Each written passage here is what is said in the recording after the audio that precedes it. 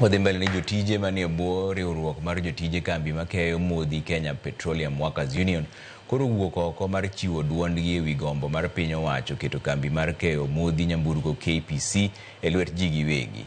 Luoro magin godo margi en ni ginyalo wito tijegi. Koro ni od bura opuodho okang' makamano. Nyakidi mioler. Thank you, Chairman and Honorable Members. Odiochieng' mar adek mar winjo paro ewi gombo ma piny owacho keto kambi makeyo modhi mag nyamburko pachoka Kenya Pipeline e lwet ji giwegi, tend riwruog jotije Kenya Petroleum nowuok mager ka giwacho ni gionge kod ng'eyo makare ewi okang' makamano moloyo to nengo mibiro kete godo e lwet ji giwegi. To the House, we approved the sale of KPC. No, I didn't say that. You said that this thing, you said about the Can I clarify?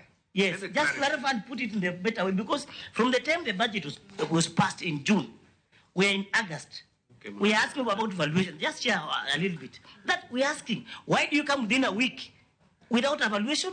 And the valuation that you have, that we have provided, is basically the net, the book value of this company as it stands today, which will not really be a key pointer when it comes to going to list this company in the stock exchange. Because what you will be looking at will be a forward-looking valuation. The business valuation that should be attained once it's done definitely should be much higher than the book value that we have. Yuak ma jotijego maduong' ne en ni kaponono od bura opuodho okang' mar keto kambino e lwet joket mwandu. Gibiro lalo tije mekgi, wirani piny owacho tiyo matek maneno ni chenrono otiek mapiyo. E duoko mare, jagoro mongirore migawo mar omenda Chris Kipto nodok ne okang' mar keto kambi makamano e lwet ji giwegi, kowacho ni obiro konyo piny Kenya e yor hepo gope makinde ka kinde. Nomedo bende ni onge jotije mabiro lalo tije mekgi ponono ni chenrono opuodhi.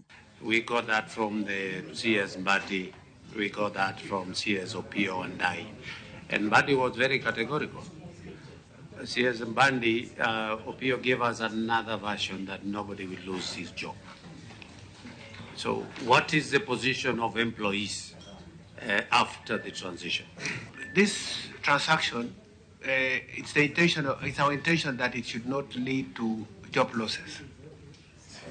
We expect probably, in fact, the company to do better and provide more job opportunities. Kipto bende noketne liet machiwo ler kaponono Auditor General ibiro yiene marango boke duto mag chenro maketo kambino e lwet ji giwegi kaka achiel kuom yore maketo elai kendo nyiso adieri ma chenrono ne jopiny bende. Auditor General checking the transparency, accountability of the whole system. The Auditor General has to look at all aspects. It has to be audited fully. So we don't see a hindrance at all of that Auditor General in terms of looking at the process.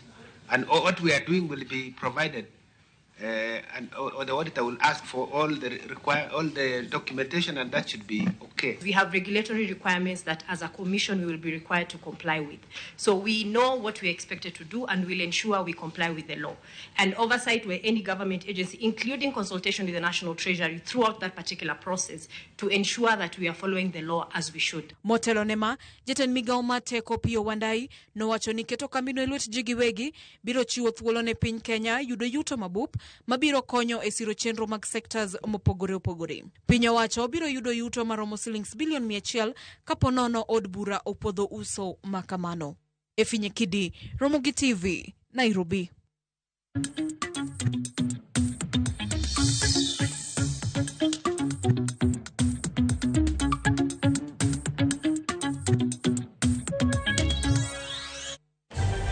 Pas wadhi yumoro machuok taneno ka seur ote moro ka gi jaduong' Philip Ochieng'. Mano